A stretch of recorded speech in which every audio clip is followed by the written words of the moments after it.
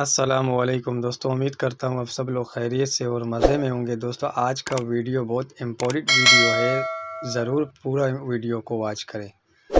حضرت عمر بن عبدالعزیز رحمۃ اللہ علیہ نے ایک دن عصر کی نماز میں دیر کی، پس عروہ بن زبیر رضی اللہ تعالیٰ عنہ کے پاس تشریف لے گئے اور انہوں نے بتایا کہ اسی طرح مغیرہ بن شعبہ رضی اللہ تعالیٰ عنہ نے ایک دن عراق کے ملک میں نماز میں دیر کی تھی جب وہ عراق میں حاکم تھے۔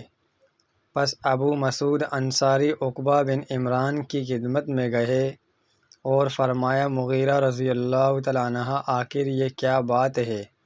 کیا آپ کو معلوم نہیں کہ جب جبرائیل علیہ السلام تشریف لائے تو انہوں نے نماز پڑھی اور رسول کریم صلی اللہ علیہ وسلم نے بھی نماز پڑھی، پھر جبرائیل علیہ السلام نے نماز پڑھی تو نبی صلی اللہ علیہ وسلم نے بھی نماز پڑھی۔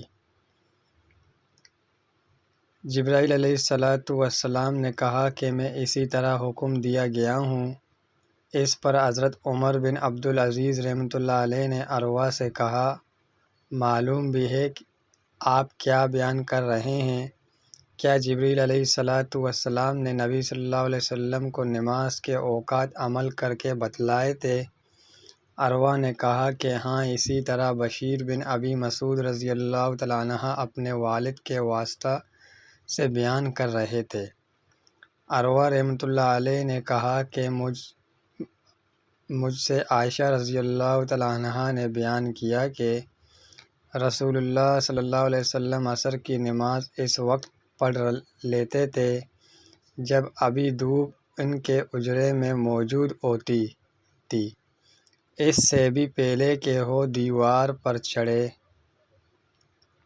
دوستو اگر ویڈیو اچھی لگی تو ویڈیو کو لائک کریں، شیئر کریں اور سبسکرائب ضرور کر لیں۔